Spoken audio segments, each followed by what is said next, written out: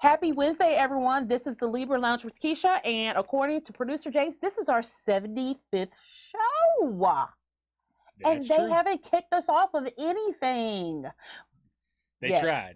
They've tried. Yeah, they have tried. Yes, you know, I'm a rebel with a cause. So for anyone who's at home and you don't have anything to do, this will be a great opportunity for you to binge watch or listen to all the episodes of the Libra Lounge with Keisha. We've got some great interviews. We've got interviews with people like Slim Thug. Who else, James? We've got interviews with some of the contestants from RuPaul's Drag Race, Little Women Atlanta. We've got authors, politicians, anything and everything. And at the end of the day, the show is just fucking funny because you get to listen to me or watch me act an ass. What you can do now is make sure you're following us on social media by going to our Facebook page and liking it, and by following us on our IG page, and also make sure to subscribe to us on YouTube and iTunes. You can also listen to the show on the TuneIn app, the Laughable app, and iHeartRadio podcast. So we're going to be doing something a little bit different because we have a fantastic interview coming up, but we're going to kick off the show with what we usually end the show with, and that is Bitch Please. Bitch Please.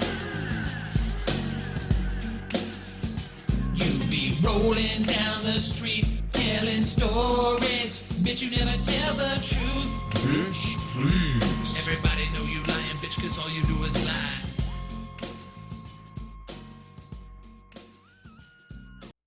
Okay, so this one is real right here, y'all. This is really what is going on. You know, a lot of the times my bitch pleases are awarded to celebrities, but every now and then we'll have someone that's local. My bitch please of the week right now is going to these fucking knuckleheaded kids that are deciding to run away from home. We have a fucking pandemic going on. What? You can't run away to a good place because you know what? Everybody doing the same goddamn thing at their houses that you were doing at your house. Listen, I know your mom, your dad, your grandparents, whatever. Everybody get on your nerves. We all feel that way. We're all getting on our own goddamn nerves.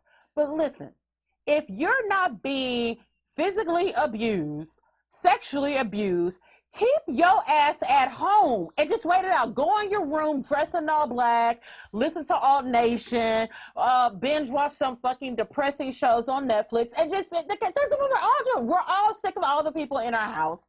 We're tired of eating the same goddamn foods. We all want to go to the movies. We all want to go to the mall. We get it. But we're not running away from home.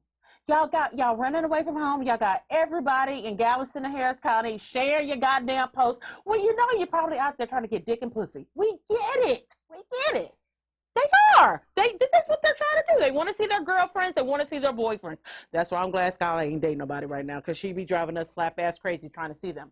Just stay home and FaceTime them. You can't go anywhere. You know why? Because there's a very deadly virus going around. Stay home. Stay home before you catch your goddamn corona cooties. All right. We have a fantastic interview for you guys right now. We have former detective Fil Waters, who's also the star of the Interrogator, that can be watched. What's the right word to use, James? Viewed. Seen it, watched it, perused, consumed. On the ID channel, which is one of my favorite channels. Just ask producer James about that. But let me tell you, this is one of the best interviews that I've ever had. So much information, so many great stories. We hope you enjoy it, and we'll see you guys next week. Sassy Class Boutique is the hot spot for your fashion, beauty, and home decor desires. We celebrate women of all shapes and sizes with our trendy collection of regular and plus-size clothing. Looking for the right accessories? We have upcycled Louis Vuitton handbags, vegan purses, and jewelry to add sass to your class. We also offer health and beauty products from salon-quality hair care to cruelty-free makeup. Our edgy home decor items will make you the envy of all of your neighbors. Sassy Class Boutique also offers custom items like shirts, hats, and other gifts for any occasion. All of our vendors are female-owned small businesses, and together we are Sassy Class Boutique. Located at 3709 Fatter Drive in Dickinson, Texas, 77539. Or shop anytime with us at www.sassyclassboutique.com.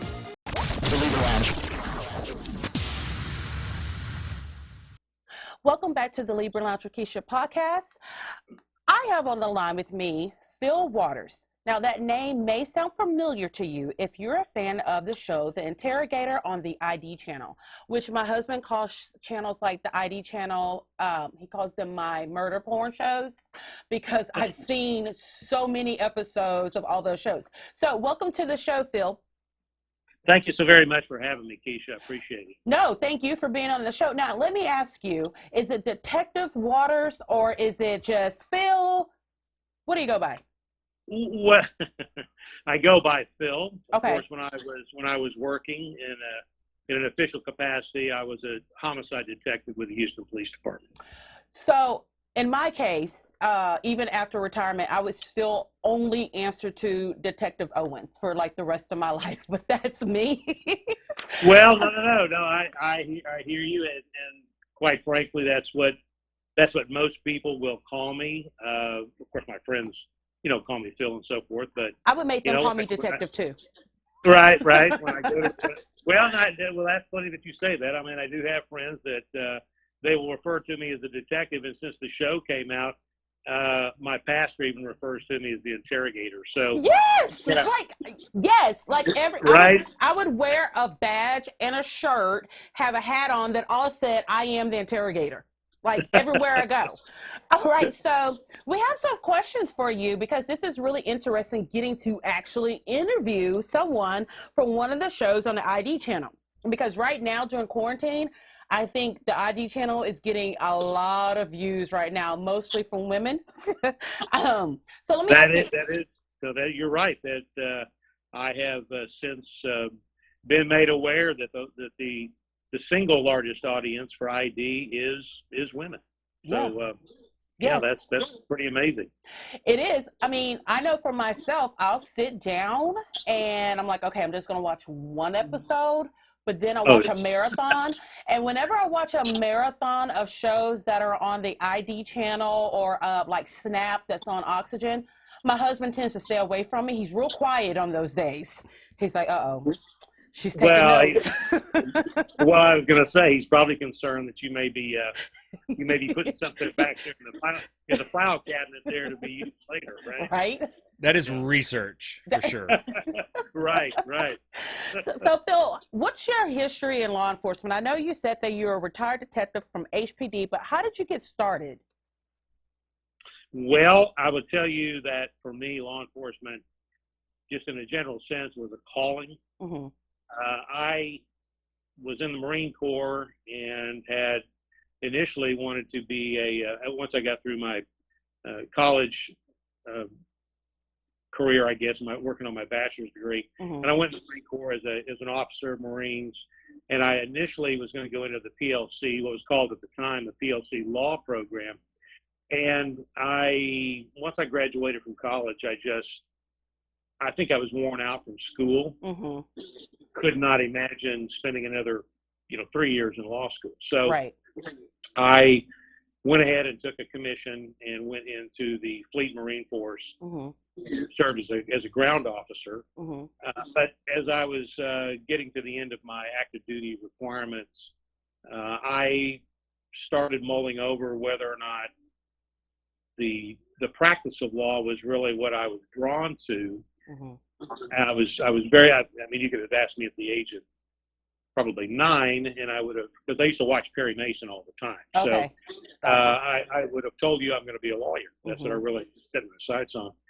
And then I had an opportunity in the Marine Corps to serve as a quasi-prosecutor on administrative discharge boards, where the Marines that were appearing before those boards for a dishonorable a discharge under other than honorable conditions, they were provided an attorney. They were provided a judge advocate.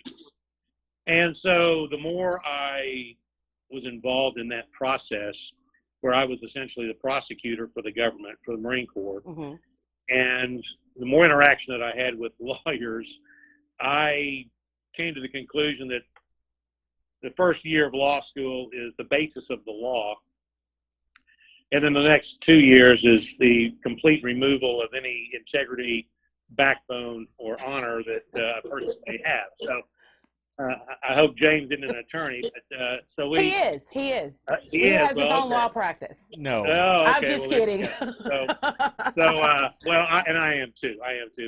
But it was just a sense that I thought, and I became involved in some investigations in the process of that assignment. So I was really drawn to, I guess, investigative functions. And the more that continued to occur, I started drifting toward, I felt the calling to go into law enforcement. And when I got out of the Marine Corps, I had applied at several different agencies, and I ended up, I applied with HPD, with the Houston Police Department in 1983. And there was a lot of turmoil going on in the department at the time, and so forth and so on. And I was married and had 2 kids, and I needed a job. Right. And so I was waiting to hear. They weren't sure when they were going to have an academy, or if they were going to have one, or there was going to be one every 6 weeks. So it was really a lot of turmoil. So the long and short of that was I had to get a job. I went out and I applied at U.S. Home, which was the largest tract home builder in the country at the time, and their offices were in Houston. And I went to work with them as a superintendent trainee. Okay.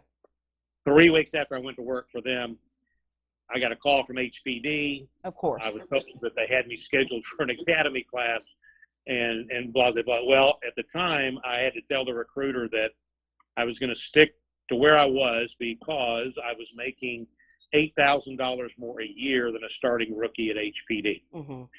So I stayed with U.S. Home, but I still had this yearning to be a member of law enforcement.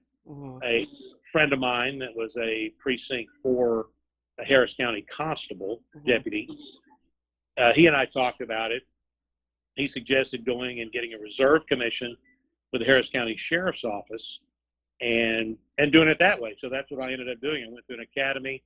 I got hired by the Harris County Sheriff's Office in their reserves, and was able to go out 2 or 3 nights a week and work. I worked in the jail. I worked in the old rehab center out off of the Atascocita, which isn't even there any longer. And you still liked it? Because that probably would have scared me off. Oh, no. Working the jail overnight? Oh,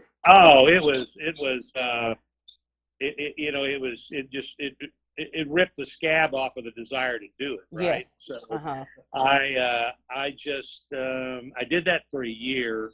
Worked patrol up around Cypress Wood with the sheriff's office, and but still had this yearning to do this. Right. This was what my calling was really about.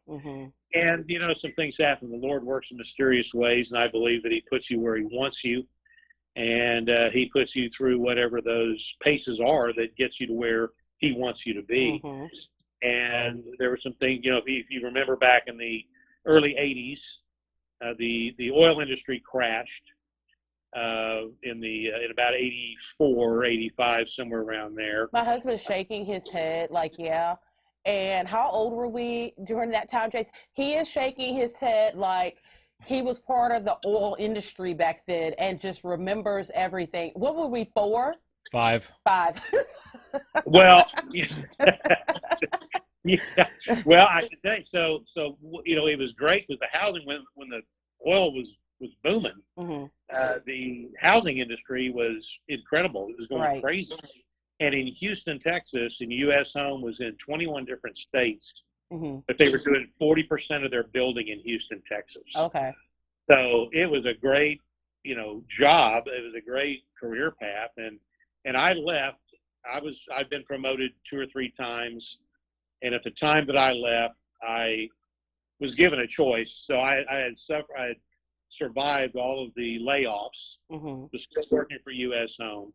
But in order to stay with them and in their management, program, I was going to have to accept a transfer to either Garden City, New Jersey, or Bakersfield, California, and neither one of way those from home. Well, neither one of those places appealed to me at all. Right. So I got an opportunity I was offered a full-time job as a deputy with the Montgomery County Sheriff's Office in, north of Houston. Right. And I took the job, and I worked for a month for U.S. Home and for the Sheriff's Office because of the shifts. They were 12-hour shifts. It was 2 days on, 3 days off, 3 days on, 2 days off, and I could manage both. Well, I did that for about a month, and then realized that I could not continue. That's a lot. Yeah, I couldn't do that, and so I went to my wife and I said, "Look, this is what I want to do." And the only thing she asked me was, "Can we pay the bills?" And of course, I lied and said, "Sure, we can." And so I went from making we're talking 1985 now. I'd been a reserve for a year. I went from making 30 to 40 grand a year to making $1,400 a month. Oh, wives don't like stuff like that.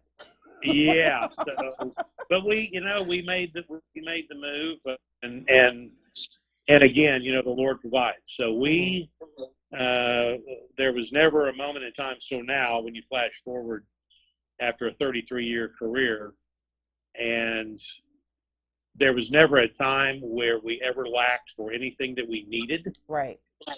And we were very blessed. And my wife was, they don't call her Saint Sandra for nothing, right?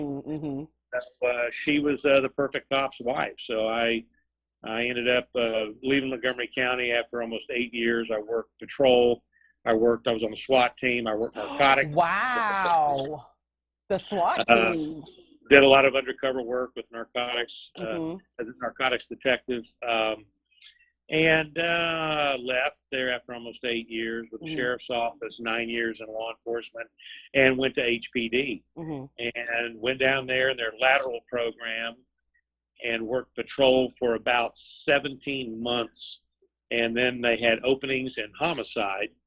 And I had several friends that were in homicide that I'd worked with when I was in narcotics in Montgomery County, and they encouraged me to put in for these openings, and I did, and I was fortunate enough to be selected, and I went to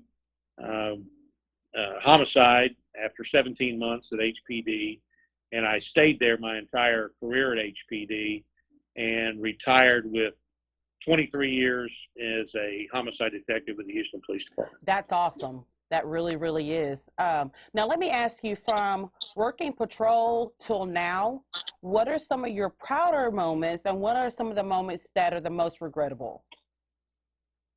Well, I will tell you, Keisha, I don't have any regrets about anything, because if not for those experiences, they wouldn't have made me into the man I am today. So Gotcha. I don't regret the bad experiences, the good, bad, and the ugly. So in terms of, now there are disappointments that I have had. Right.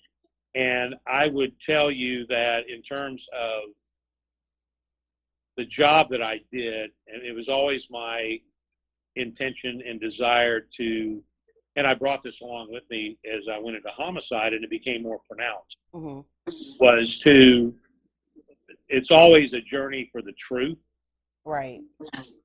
It's not about filing a charge. It's not about trying to make a case against someone. It's always about a journey for the truth. Right, right. And in keeping with that, and this is what, in fact, in the classes that my old homicide partner and I, we ended up teaching interview classes that were required classes at HPD, and we've taught all over the country and all over the world, quite frankly. And we put together, we've been to several different interview classes, and we put together our own philosophy about interviewing, because interviewing is interviewing. You can go on the internet, you can find all the basic interview techniques, you can talk about body language and eye movement and all those things that are incorporated into the interview. And those are the mechanics of it, the formulas, right? But what we brought to it was a philosophy that was born out of our faith. And he's a strong, very strong practicing Catholic.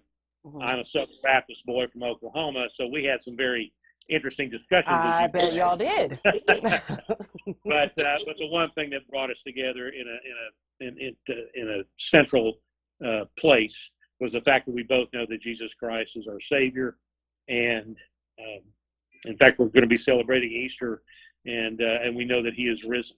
Right. And so that allowed us to bring a philosophy into the way we conducted our investigations and the way we conducted our interviews, in that we treat everyone with dignity and respect.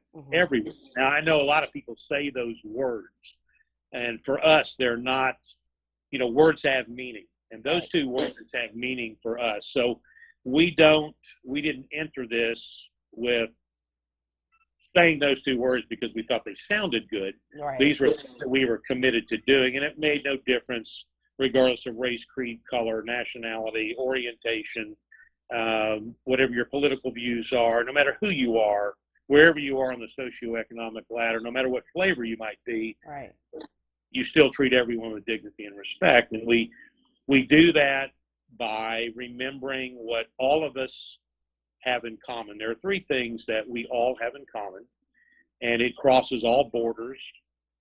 Again, race, creed, color, all that. It crosses completely across the spectrum. And those three things are that we all want to be loved. Right, yeah. We all want to be respected. And we all want the ability to take care of those who love and respect us. We just make different decisions about how we accomplish those three things. Yes. Now, let me say this, Detective, because in my mind, I've watched enough episodes of the first 48. I've seen every episode of the show The Sinner. I've probably seen every episode of Snap, Monstrous, right, all of those things. So in my head, I'm a detective too. And I always want to play the bad cop role. And this is why you're a better man than I am. I would go in there and threaten people like, I know you're lying. I'm about to call your mama to come up here and beat you. Is that really what you want to have me do? Sometimes I'm watching the shows, I'm so frustrated. I'm like, just slap them. Slap the truth out of them. I would be that kind of detective. I probably would be suspended quite often, and they probably wouldn't let me back on the force until I'd gone through anger management problems. And, and I feel like I'm the human lie detector in my head. So, yes. Well, yeah. You have to be. You have to be. You guys have that sixth sense that the rest of us don't have to be able to tell that someone is telling the truth or if they're lying. You guys go off of these vibes and feelings. I made sure to say you guys, because I'm going to say we, us, the detectives. But let me just take myself out of it. You have to have this human nature aspect about you guys that the rest of us just don't have, Now, let me ask you, the show, The Interrogator, how did all of this become? How did you get this show? Like, were you approached? What's the story behind it? Well, we, my partner and I, we had been approached by CBS. And this was back in 2014, probably. You mean like CBS, like Channel 11? Like the, yeah, right. Yeah, you just said that like it was. Yeah, we were approached by CBS. I would have a billboard on every corner saying CBS approached me. Now what? Okay, so CBS approaches you guys. Right. So it was the producers with 48 hours on CBS. Again, he just says it so calmly. Well, we were pretty. Hours. Well, we were pretty. I think at the beginning we were kind of enthralled that they'd be calling us. Yeah. But a couple of the producers called us about a particular case, and it was the Michelle Warner case. This was the guy that killed the mother of their child in their apartment, and Is took he the child. was he the one who was pretending that he was going to like medical school or something like that? He put her body and that she was pregnant. Is that the No, same no, person? no, no, no, Okay, no, okay. no, no. They had a 3-year-old child. You can Google it. her. Okay. Still on CBS. Yeah, Michelle Warner was the victim. Mark Castellano was the bad guy. Okay. And this case, he had an off and on relationship with her. They had a 3-year-old little boy. She ends up needing a place to live. He lets her move into his apartment with the little boy, of course, and then that goes downhill real quick. He ultimately ends up killing her in the apartment. Then he takes the little boy in her car and takes her to leaves her in the closet, and then takes the little boy to his parents' house in Odessa. Then he leaves the little boy there. He comes right back to Houston. He takes her out of the closet. And of course, at this point, she's starting to rigor mortis is starting to set. So he had to duct tape up her hands and her legs so she could fit inside this big plastic container. And so he put a bag on her head because, as he later said, that he was tired of looking at her. Oh, and, well. Yeah, super nice guy. Yeah, charmer there. And, puts her in the container, then takes the container in her car back to Odessa. And he parks the car in his parents' driveway and lets her sit out in the car, in the container in the back seat for about a day and a half. And then he said that he was tired of smoking cigars because she's obviously decomposing, so he was starting to smell her. And he decides to take her out into an oil field in Midland and bury her, which he does. And then he ends up getting contacted by the Dr. Phil show because her family has come in from East Texas, and they've gone to the media. They have filed a missing persons report through HPD, and she's all over the country. And so is missing. Right. And so he ends up doing an interview with Dr. Phil. And then we end up getting brought into it by missing persons detectives, and we end up bringing him back, or he comes back voluntarily from Odessa, and I interview him, and he eventually confesses. You can watch the show. It's been done several times, but that was the case. 48 Hours came in and produced the show, did the show, interviewed myself and my partner at the time, Brian Harris. And so that was kind of our first rollout into these television shows. Well, then after that happened, we started getting calls from different production companies wanting to preview some of our cases. And there was a production company that did the Michelle Warner case again. And she, it was funny, I did the interview with her for the show. And I was going out to the car and leaving. And she comes running after me and she says, "I want to do a show with you. Wait a minute." Oh, wow. And I said, "I thought we just did one."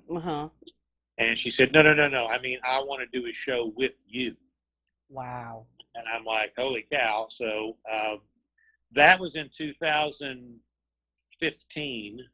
They showed the CBS show, 48 Hours, showed in, I think, February of 2015. And it was very well received. It won the night. It was the most watched 48 Hours since 2010, I think, or something like that. But it did real well, and it's a very interesting story. That's the most part of it. Right.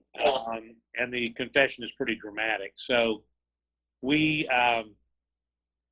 I got with her, and I eventually did another show on another case with her, and then we did a couple other shows. We did one on. Have you ever watched Killer Couples? Yes. Yes, okay. I have. Okay. Well, if you remember the Chaz Blackshear Danielle Hudson case with the yellow cab drivers that they were killing. I do. So that was one of our cases, and that was on Killer Couples. And it was also on TV One. Okay, yeah. On For My Man. They also did. Me and my mom, we get together to watch For My Man and Fatal Attraction. Yeah, my mom's like, there's a new episode on. Do you want to watch it? Yes, I do. Just tell me when to be downstairs. So that was on that, and then and she over time, I signed an agreement with her, and she brought in another producer. They did some teasers, did a teaser, and shopped it around, and ID ended up picking it up. And so then they went into production in early 2019 and taped these 6 episodes, and then released them, I think, in October, November of last year, and showed the 6 episodes, of course. That's the good news. That's the great news. The bad news is that because of some business problems that ID Channel is having, they did not renew the show for a second season. Oh. So that was the only kind of big disappointment. In fact, I got phone calls from not only the producers, but from my talent manager and from with ID, and I got a call from one of the execs from ID, and they were apologizing over and over again. Said that everybody loved the show, loved me, and all that good stuff, and they pump you up. But the problem is that the competition for this particular type of television shows is getting very, very competitive. Yeah, it is. Channel, yes, A&E. There's all these channels are doing these true crime shows, and ID has been the big boy for years and years and years. They are losing out to the streaming video stuff like Netflix and Vudu. Yes, they are. Yeah, and, that makes sense. Amazon Prime. So they don't even have a streaming video function. Okay. And they're not even rolling that out until the next year. So what it boiled down to was viewership for the channel is down overall for the regular television crowd. And so if my show was winning the night, sometimes it was winning the week. But if you have, just to put it in these easy terms, if my show was getting 100 share, but the channel was down 200 share, they're not making any money. Right. So there's no sense in putting money into a new show. Yes, that makes sense. They declined to renew it for a second season. And which was disappointing to everybody, but I understand it, and I was just very blessed to have the privilege to be involved in it in the first place. Well, I can pretty much I can see you getting picked up by another network, but I tell you what, this is what I'm going to do for you. When the show gets picked up by another network, this is just what I believe, okay? And you tell me what you think. You need a sidekick who doesn't necessarily know what the hell they're doing, but they're there to ask all the questions that the women at home are asking while we're watching the show. Or I'm giving you options. Or if you guys need extras for all of the episodes, you need a black woman, I'm your girl. I was going to say, Keisha, I'm getting the impression here that you're asking for a job. Look, you're nearby. I'm down. I'm just a hop, skip, and a jump, and we can do this. We could do it. I think I'm the pepper to your salt. We could sure do it. I think us working together would be television gold. So. It might very well be. It would be something unique, that's for sure. Because yes. There is nothing else on television like that might be. That's for sure. I'm sure all of your former colleagues will be like, Phil, what are you doing? Why do you have this girl on the show with you? Yeah, no doubt. So, what is the most interesting case that the show covered? Oh, wow. Well, all of them were interesting, Mm-hmm. you know, and there's a different kind of attachment to each one. Mm-hmm. All of them were with the exception of one, were all whodunits. Mm-hmm. I would say the one that, and I say this on the show itself, the one that I had the most emotional attachment to was the Contreras auto dealership triple homicide. And when did that happen? That was in 2016. That was in January of 2016. Okay. And why was that one? Why does that one stick out to you? Well, number one, triple homicide is a horrific scene. Period. Mm-hmm. And what we saw when we got there to this particular scene was 3 dead men who were all family members of the same family, the Contreras family, and there were 3 generations of men in the Contreras family that were wiped out in less than 2 seconds over a car. Over a car. Yeah. So it was, and I got to know the family. The one of the brothers, who was the twin brother of one of the victims. Mm-hmm. He was an assistant U.S. attorney, Southern District in San Antonio, and we thought there may be a threat to his life, given some of the background on the other brothers.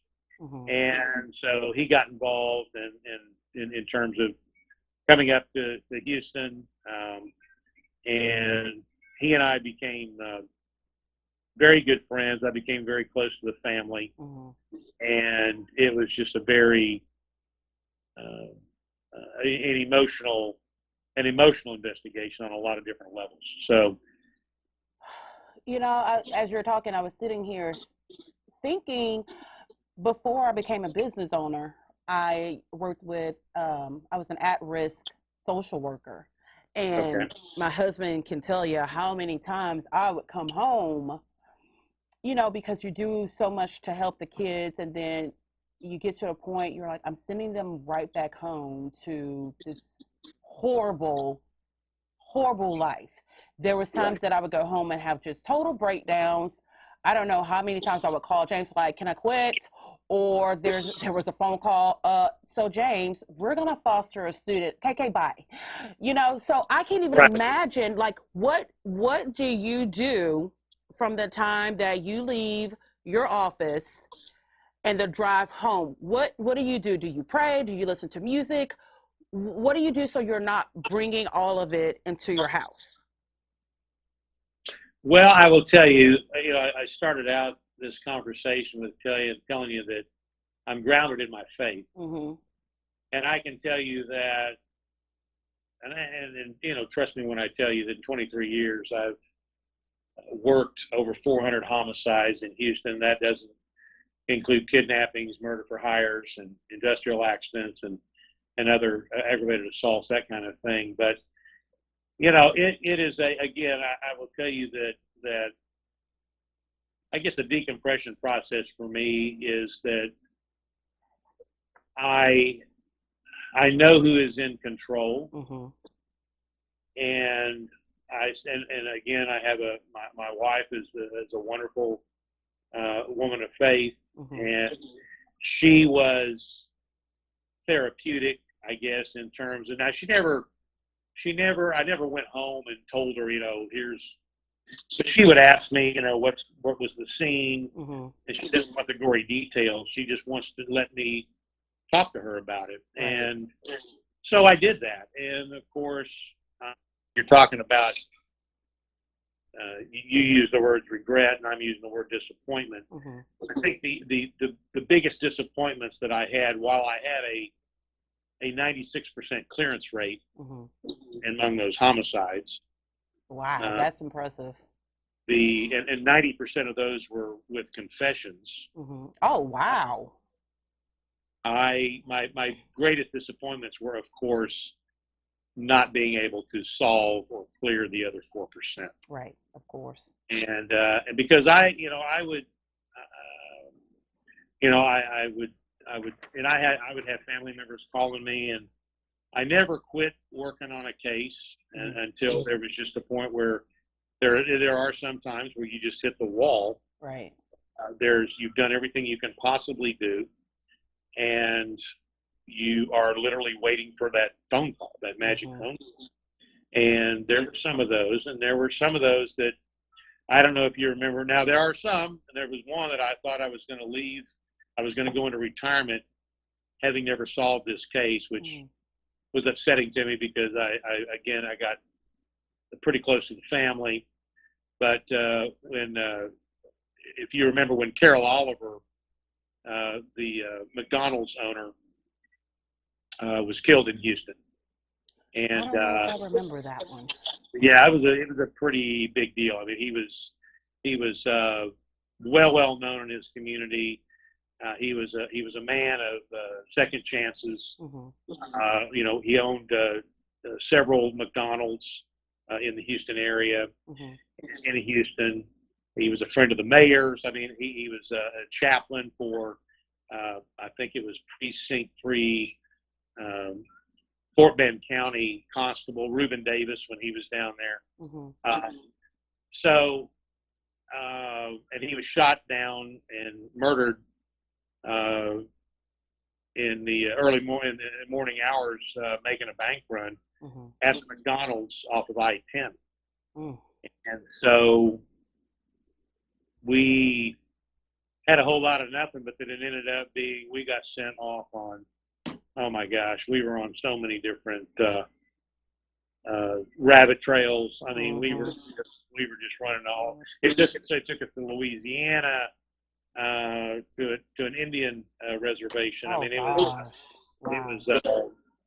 something else. But the last investigative decision that I ever made was 2 months before I retired, and it was to take. We had very little firearms evidence. We had a real good bullet out of the autopsy. And so we didn't have any casings, but we knew that it was a 40 cal, so we presumed that, and we had the vehicle, the suspect vehicle on videotape. And we knew that the person shooting was shooting from inside the car. That's why we didn't have any casing. So in the parking lot, and so it was real bad. But I took, and we were just at our wits' end, and we took the bullet. I took the bullet, and I got with a friend of mine at the FBI that we had worked with a lot, and asked him to send this bullet because I'd sent the bullet to ATF. I mean, I'd done everything I could do. Well, we got to talking about another case. Do you remember the armored car killings? Yes. There were 2 or 3 armored car guards that were killed, and of course the armored cars were robbed, and it was a gang. It was these group of guys, and the leader of this group was a guy named Baptiste. And he was he would set up a sniper's nest in a stolen Toyota 4Runner or whatever type of rental car that he stole, and would if it looked like and he was very organized in the way they would take down these armored cars, and if it looked like one of the armored car personnel were going to make a move on the gang, he would shoot them. He would take them out. He would take from his sniper's nest. And so he eventually was caught. I got caught in the act, but it told everybody that he was going to be taken alive, and an HPD counter sniper actually took him out when he stepped out of the car with an AR-15 and was going to light the place up. So the sniper got taken down by a sniper. Correct. Wow. And it was quite a deal. They apprehended, the other people involved. So saw a great case. And we got to talking, the FBI agent and I did, about this case with Mr. Oliver and this case with Baptiste, because the vehicle that was being used in our deal was a white Toyota 4Runner. And he says, well, the car that we got when Baptiste was taken down was a white Toyota 4Runner. Mm. And I said, really? And I said, and we talked about what my theory was, is that he was, Mr. Oliver was shot from inside the vehicle, and he died there in the parking lot. Mm-hmm.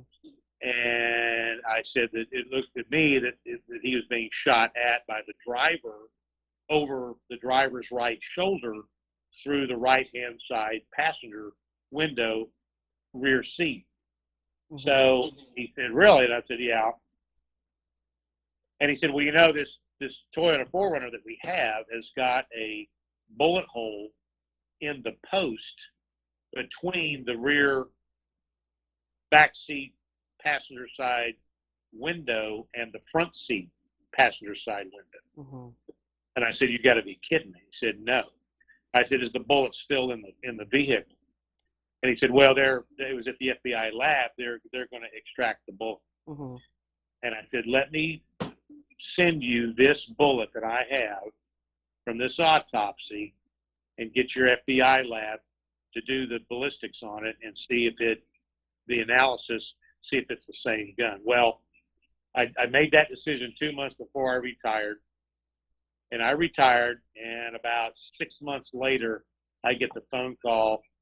The bullets match. Wow. The suspect for killing Mr. Oliver is Baptiste. Mm-hmm. And of course, that was clear death of defendant. Right. But the other members that were taken alive, they all told the story about what happened and were able to verify that this was in fact the shooter in that deal. So that case was one of the most I guess I felt the most pleasure, if that's the word we want to use here, in resolving for that family, for the Oliver family. Right. And I still hear from Stephanie Oliver, Mr. Oliver's daughter, and the family was greatly affected.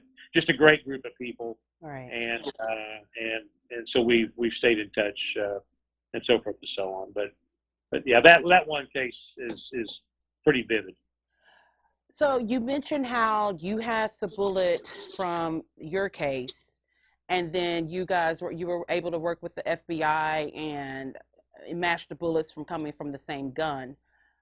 That had me thinking about, the times that I'm watching the investigative shows and the timing on things, such as, a DNA test or like you just said, the bullets and things like that. And when you watch so many shows like Law and Order and things like that, things really happen quickly. And, when I hear someone say, well, it's going to take this many weeks to get this back, and I'm like, wait, that is not how Horatio Kane and the CSI Miami crew does it. Like, they get it pronto. So what are the biggest misperceptions that people have about a case and timing and things that can be done like on the scene, and when the reality versus what we see on television and the movies? Well, it's kind of funny when the first series of 2000 of CSI came out. Mm-hmm. When those first shows came out, and we watched them. I mean, they were entertaining. Mm-hmm. But my wife would look at me, and they would do something, something CSI-ish, right? And yeah. She would look at me and she goes, "Wow, that's impressive. You guys have got that stuff right." And I would look at her and I go, "Are you kidding me?" I said, "Please." I think one of the things I saw, one of the more ridiculous things was they took they melted down some sort of epoxy or plastic or something and poured it into a knife wound and came out with the type of blade or something with the knife. And I was like, wait. Please. That's not real? They can't right. That can't be done in real life? Right. Oh sure. my gosh. Sure. So now you get the deal where the DNA stuff,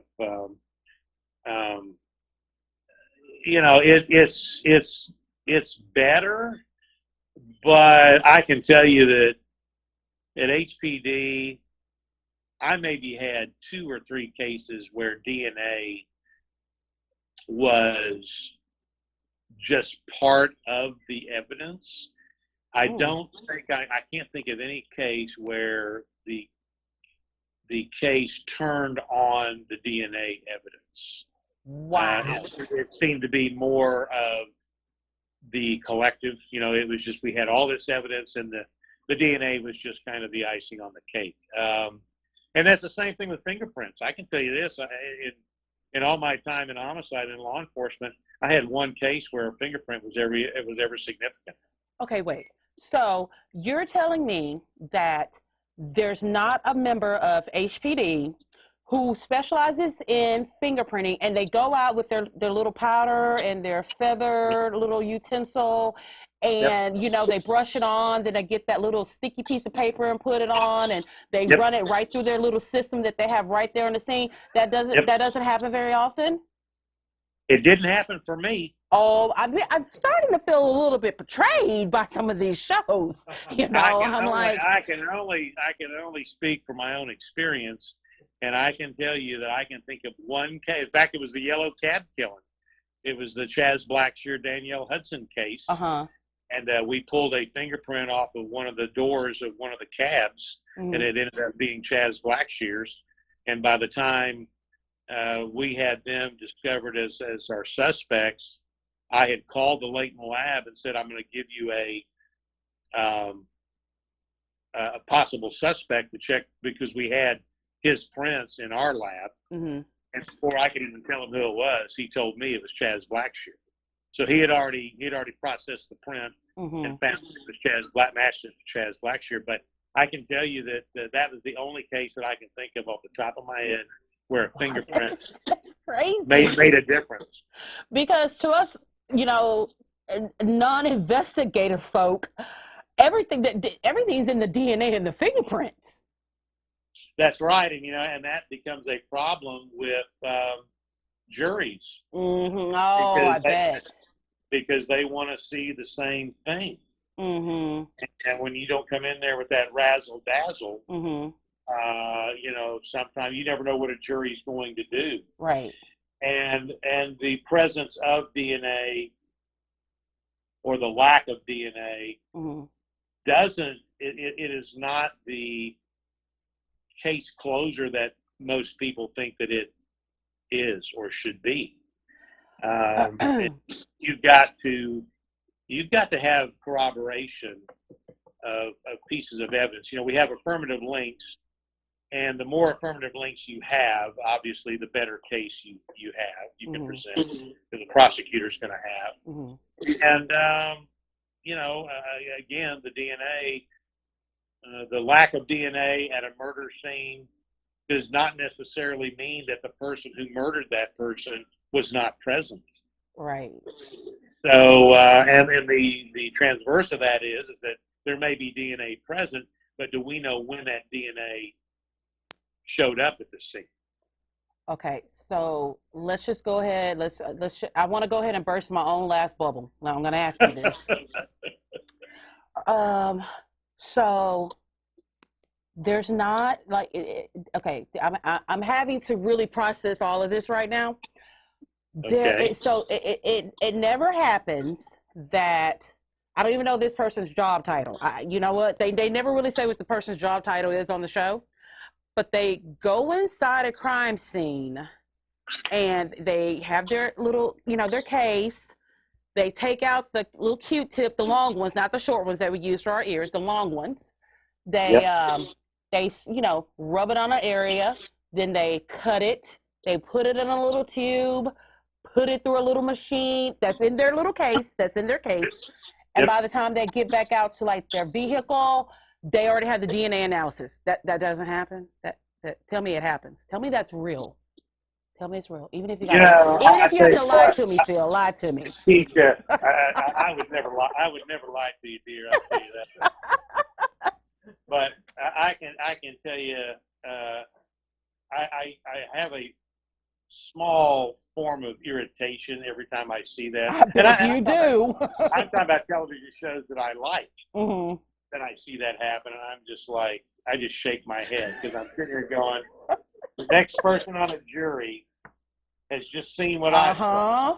Yep. And that's going to be their expectation. I'm going to tell you what, there was a time, it got a little bit better, but I can tell you that there was a time where I wouldn't get DNA results for over a year. What? And then the results that I got meant absolutely nothing. A year? Yeah. Not uncommon at all. Oh, I wish you could see the look on my face and James's face right now. When you said that, both of our mouths just dropped open. A year. It got a little better. Now we could. Now let me. There's a caveat here. So let me tell you this. I know that they can process DNA within days. 48 hours? Like the first 48 hours? Yeah. Did you see what I did there, Phil? Did you see? Yes. Oh, no, they can. Okay. They have the capability. In fact, I had a case where that was done. And so I know that the ability to do it is there. The problem is that there is so much input into the system for DNA results that it gets bogged down, and they have to prioritize. And, of course, they're getting DNA requests not only from homicides, but from major burglaries, sexual assaults, that kinds of things. So, it's just, and I'm hoping that they're better now. And of course, they're always developing new forms of DNA testing. It's always better and more finite. And so, the process keeps getting better. Right. But and maybe there will come a time where you can walk in and boom and walk out. And you already got the answer. Yeah. Okay, so before we get to Kindred Spirits investigations, I have to know, what crime shows do you watch for entertainment? I'm going to know you don't watch any of them for information after the conversation we just had, but what shows do you watch that are crime related for entertainment? Well, I do watch 48 Hours, and I do watch Dateline, and I do watch some of the a couple of the shows on ID or Oxygen. I watch Criminal Confessions on Oxygen. I watch Cold Justice because I happen to know Kelly Siegler. She's a friend of mine. Okay. And Johnny Bonds and those people on that show. And they're doing really, really good work on cold cases. But I watch those for my own purpose. I watch those because I like to see ultimately what is it that broke the case for those detectives. Right. And what did they do to bring about finding? Because here's what I teach and what I preach. Our jobs as police officers really, and as detectives, really is a very simple formula. And that's to find the right person who's done the wrong thing and make sure that there's a sense of justice served. Right. So a measure of justice served. So I look at those shows, watch those shows, because I want to see what they're doing. I want to, especially watching the interview process, I want to see what they're doing. And of course, I've seen some horrific interviews. I can't believe anybody ever confessed based on these. But and I want to watch those shows to make myself a better interviewer and a better detective, because if I see things I can use, I'm great at poaching those things, right? Right. And then I will see mistakes that are made, and I can say, look, trust me, I'm not perfect in the interview room. I've made some mistakes, and I've learned from those mistakes. I don't make the second mistake twice. The same mistake twice. So right. I look at those things to educate myself, because the interview is an art. It's a skill. It's something that you can be. I get guys that have come through the class, and they think because they're good at BSing with people that makes them an interviewer, and that's not true. Right. Just because you can shoot your mouth off a lot does not make you a good interviewer, because you've got to understand, the Lord gave us one mouth and two ears, right? Yep. So that's that we can hear twice as much as we say. So sometimes it's hard to get that across to people, to think just because they have the gift of gab that it makes them a good interviewer. Right. But I will say, and not everybody becomes a great interviewer, but I can tell you that if they apply the techniques with the philosophy that we teach with, that you will be a better interviewer. Mm-hmm. So those are the types of shows I watch for that purpose. Mm-hmm. As far as entertainment goes, I loved watching of course, I watched the original Hawaii Five-0, Mm-hmm. Back when Jack Lord was Steve McGarrett, Mm-hmm. back when it originally, came about. Man, that just brought back memories of childhood when you said that. The Well, original Hawaii Five-0. Yeah, I was a little bit younger than you, or a little bit older than you, but so but I enjoyed the Hawaii Five-0, which just wrapped up its finale, so that show's over with. And I have an attachment to Hawaii Five-0. My wife and I just recently built a home on the Big Island in Hawaii, and so we have a little attachment to the islands. But and then the best show on television, I think, in terms of police work, Mm-hmm. is Blue Bloods. Now, I've not watched that. Well, you need to watch that because that is it's Tom Selleck and Mark Wahlberg, not Mark Wahlberg, Danny Wahlberg, but Donnie. It's about NYPD. Uh-huh. Frank Reagan, the Reagan family. It's all a police family, several generations of policemen, Mm-hmm. and it is. It's not completely realistic, but it does take current events Mm-hmm. and kind of works them into the script. Okay, gotcha. And it gives a really objective perspective of policing Mm-hmm. and the other side of the argument, right? Right. So it's an interesting show from that perspective. Plus, there has been very few of these shows that end without a good feeling about what you just watched. Mm-hmm. So it's it's very unique in that respect, Mm-hmm. and these so I really enjoy that show. Okay. The other I'm trying to think if there's any other police shows. I tell you what I've been doing.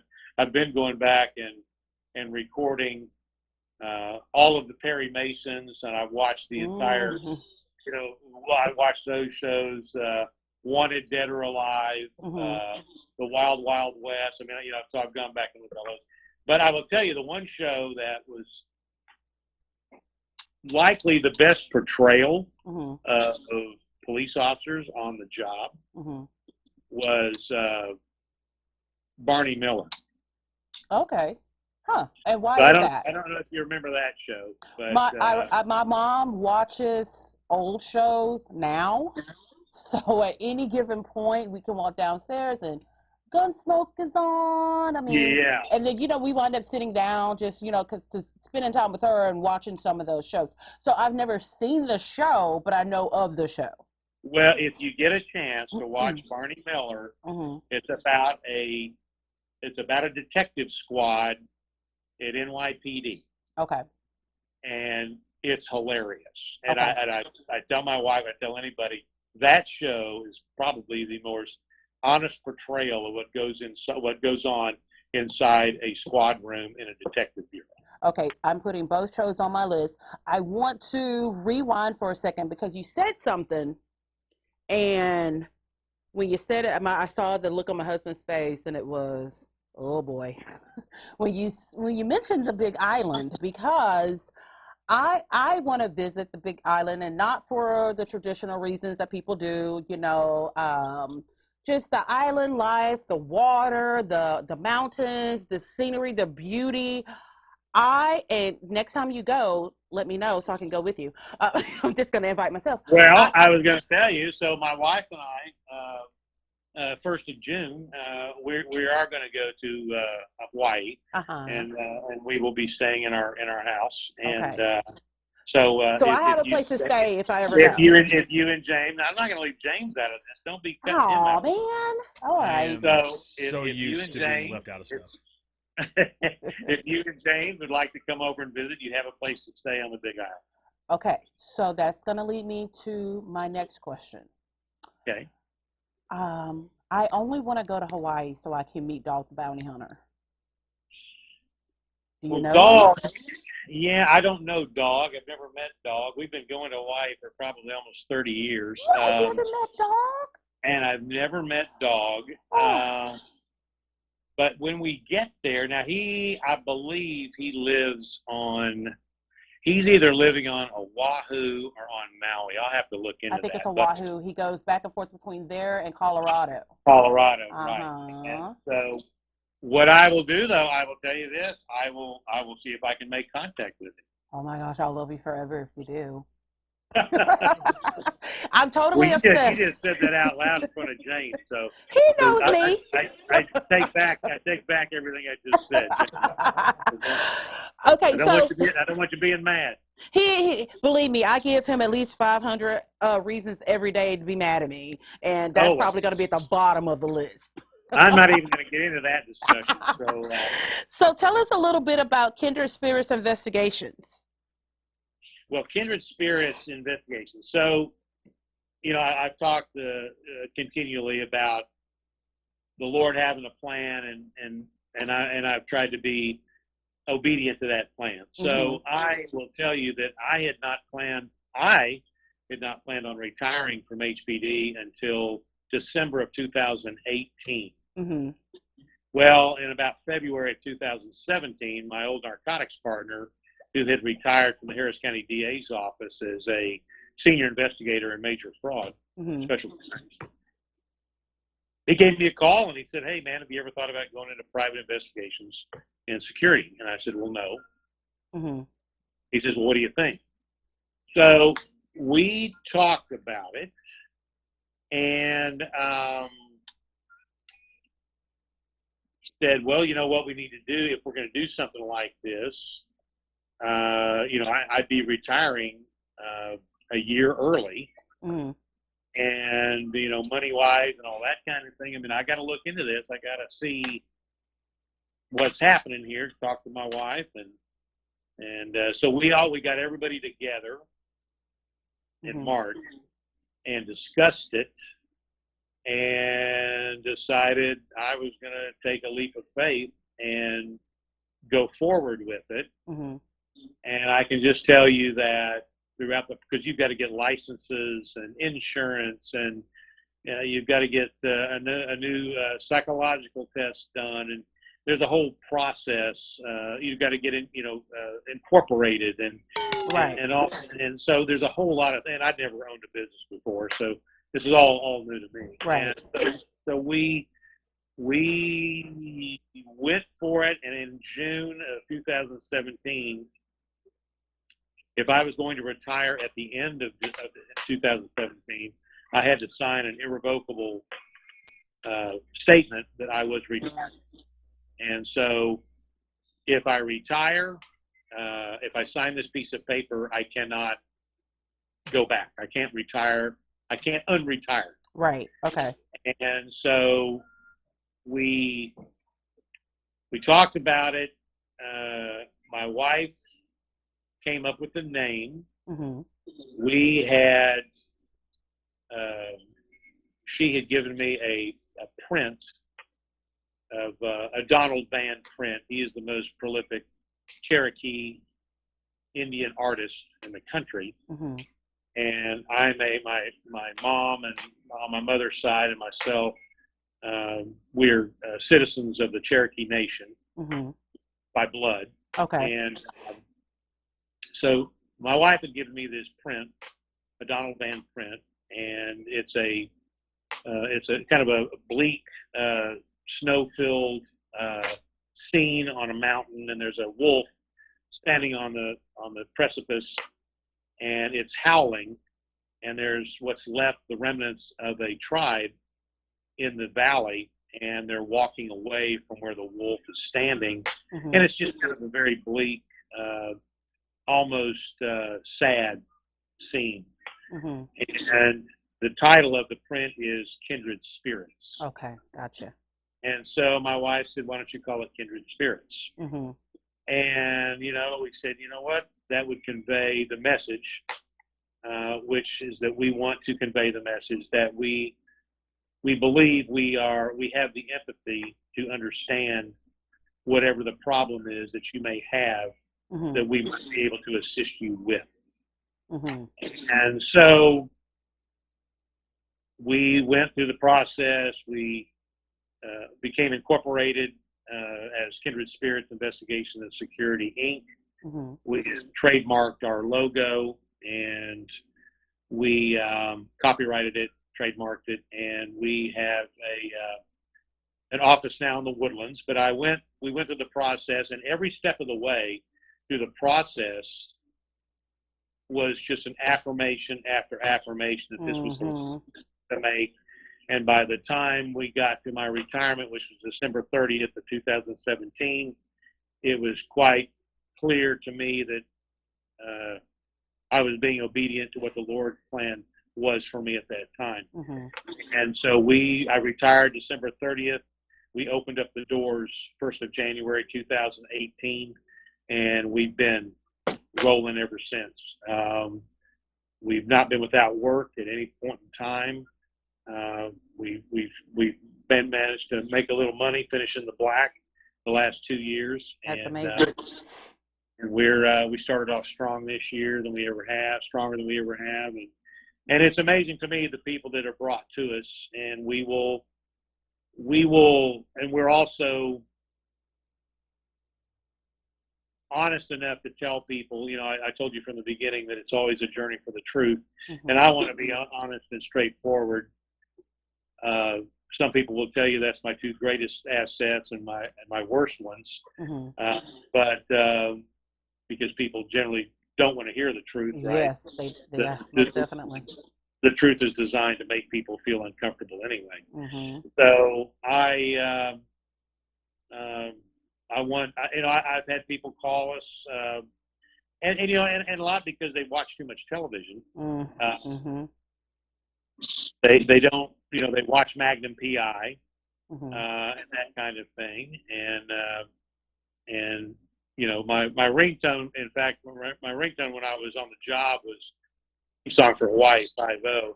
Now that I'm off of it, it's the theme song for Magnum PI. But, and there is a Ferrari in the future, by the way, just to let you know. Okay. On the Big Island. So. Okay. And so, but we, I've had people call and they tell me what they are wanting done, and I will tell them that, look, there's no sense. I'm not going to have you. There are a lot of PIs out there. Mm-hmm. There's a lot of PIs out there, and they'll take your money. Right. And I said, and I will tell people, I've talked people out of hiring us because it didn't make any sense. I mean, I said, look, I can take your money, Mm-hmm. but that's not the right thing to do here. You can do this and this and this, go through other channels, and hopefully achieve the same thing without hiring me. Right. If I thought hiring me was the last thing that you could do, could possibly bring a conclusion to whatever you're calling about, Mm-hmm. then I would say sure. Right. But I'm not going to do that to people. And we will, we've done everything from, we do a lot of court-appointed criminal cases. We do store-bought lawyers, retained criminal cases. Mm-hmm. We work civil premise liability cases. Someone gets killed on an apartment complex and they sue the apartment complex. We work for we typically work for the defendants, Uh-huh. the property owners. We've taken a couple of plaintiffs' cases, but only because they were really, really good plaintiffs' cases. Mm-hmm. And the plaintiffs did have a legitimate, at least in our argument, in our viewpoint, had a legitimate argument as to they're being wronged by whoever they'd filed the suit against. So we work missing persons cases. We do background checks. We work locates. We work major fraud cases. We do personal security details, and we even because we network with a lot of people. If somebody calls us up and says, I'm looking at I need a security assessment for my business, we will bring the people in. We have assets that we will bring in that will provide that, and so we pretty much, we've got polygraph capability. So we do. Oh, wait a minute. Can I bring producer James up there? Because to have him do a polygraph, and I need you to run a background check on him for me. Absolutely, no Thank problem. You. All right, perfect. Now it'll cost you. It won't be free. Oh, see, I thought we were better friends in that field. I really, really did. So, Phil, if any of our audience is interested in following you on social media or getting in contact with you for services, how can they reach you? Well, we have a website. Okay. www.kindredspiritsinvestigations.com. Okay. And that will tell you everything about us. Okay. And of course, you can contact us through email, through the website. There's a phone number there, 833-639-5747. And that we have 2 extensions. My partner, Ed Brownie, is extension 1, and then I am on extension 2. And of course, if we don't answer, then you can certainly leave a voicemail, and we'll get back with you. But we always return our phone calls, and we've had some people call that were, pretty crazy. I mean, I can only imagine. Yeah, and but that's okay. I mean, I'll be happy to talk to them, and certainly after the show was out. Oh God! Oh yes. I started getting phone calls from people from all over the country, wanting me to come to because they know this person was murdered, and and oh my gosh, I get it, and I call them and talk to them, and I'll.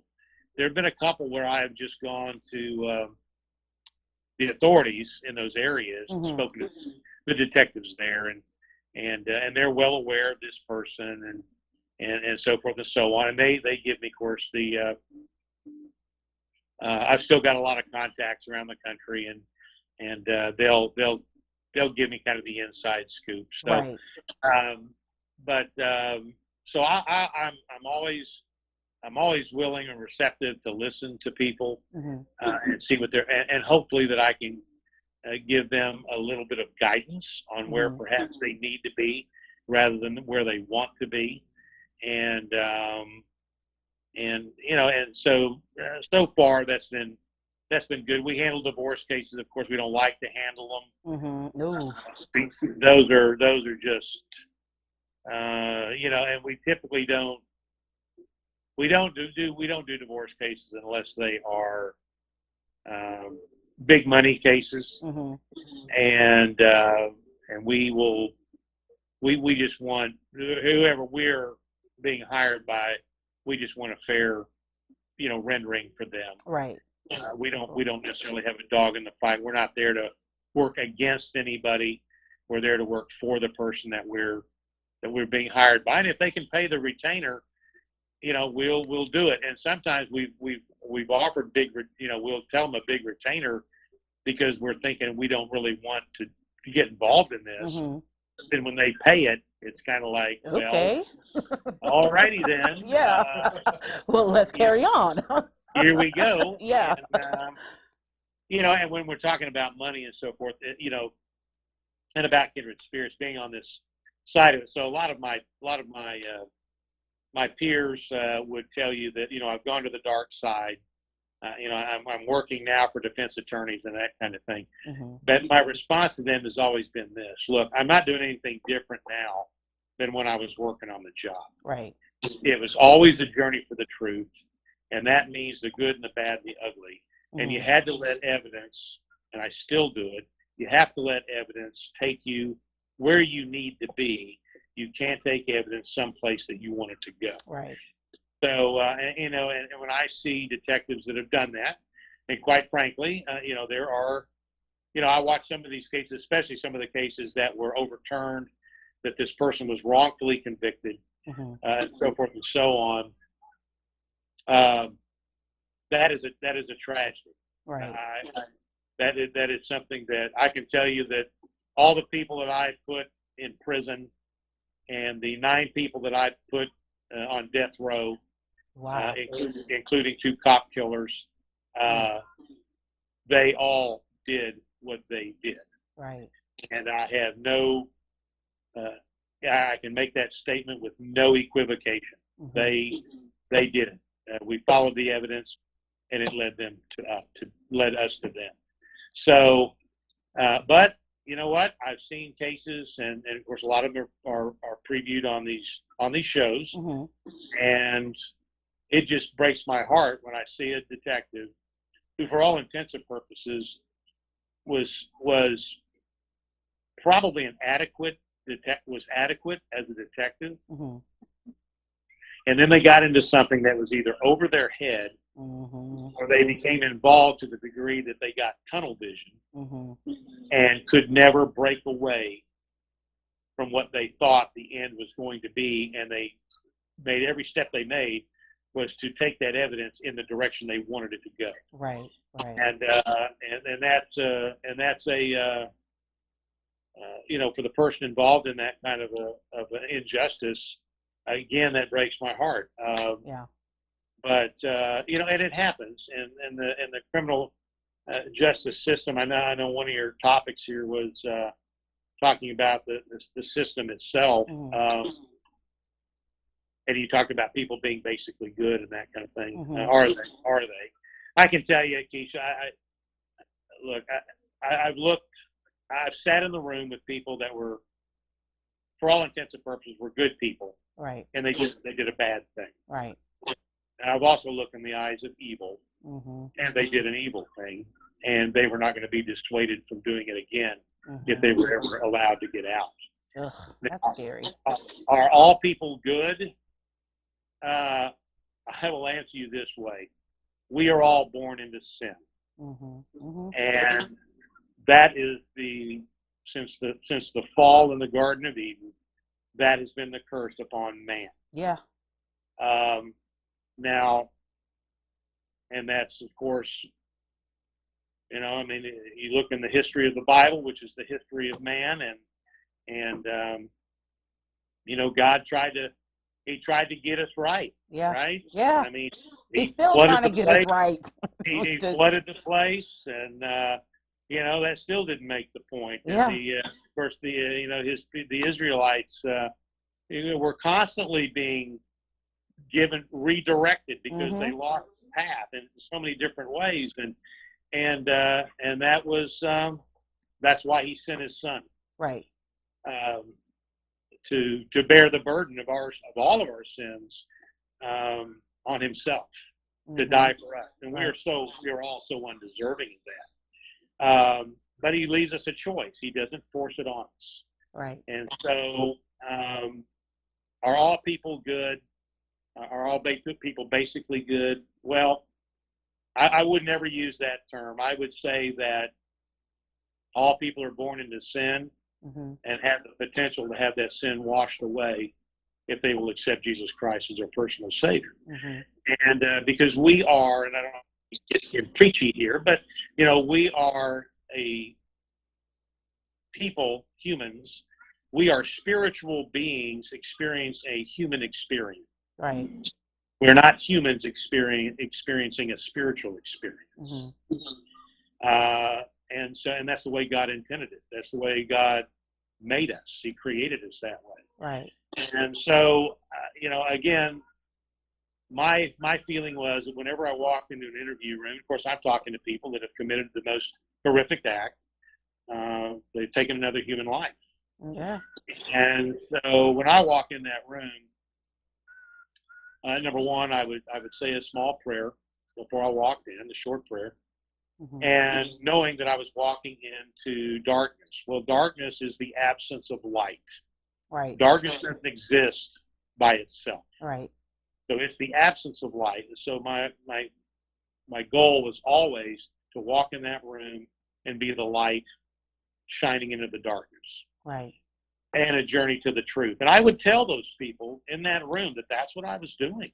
Mm-hmm. And it made no difference to me. Again, it made no difference to me about who they were, or what their skin color was, Right. or what their religious beliefs were, or what their politics were, or where they were, whether they were rich or poor or whatever. Mm-hmm. Because again, I don't care if it was a crack monster in the ditch that was dead, or a socialite in River Oaks that was Right. dead, or anything in between.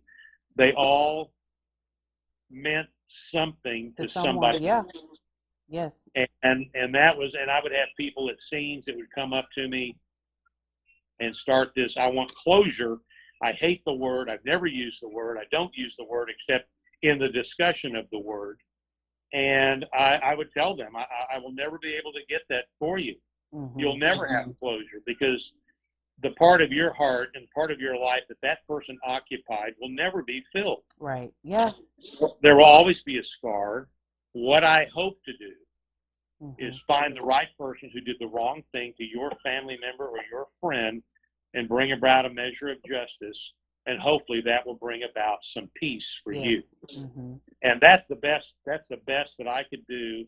And you know, and there was not a one, and I would tell always that I was keeping them in my prayers. Mm-hmm. And my partner used to laugh about that, because he used to tell people that I would tell people that, and he said, you know, but let me tell you the thing about Phil. If he told you that, he meant it. Right. So, and I would do that. And there are still some that weighed very heavy on me, that I still keep those families in my prayers. Right. And then in Of addition, course. all of them. But so, you know, our people, people have a choice. Mm-hmm. You know, people have a choice. They have a choice whether they want to be good or whether they want to be bad. Right. And you know, circumstances in their lives, because I always go back when I hear people talk about, you know, defense attorneys, when they get up and they say, well, this person was, you know, beaten as a child. They had a horrible home life. And this is why they did what they did. And I will say that, you know, I don't buy that for a second. Certainly, environment is going to have an effect on people. Mm-hmm. Yeah, of course. But when it comes down to it, intellect and that environment, people still know that it is wrong to sin. They still know Right. it is wrong to break one of the 10 commandments. Mm-hmm. They still know it is wrong to kill someone. Right. In anger or in a criminal way. They know that. Right. And that's, you know, God gives us a conscience. Now, there are people that dilute their conscience so much that they can go out and commit crimes, and it doesn't matter to them, but they still know that it's wrong. Right. And so, you know, serial killers, sociopaths, psychopaths, you know, difference between the two, right? Sociopaths believe that what they did was justified.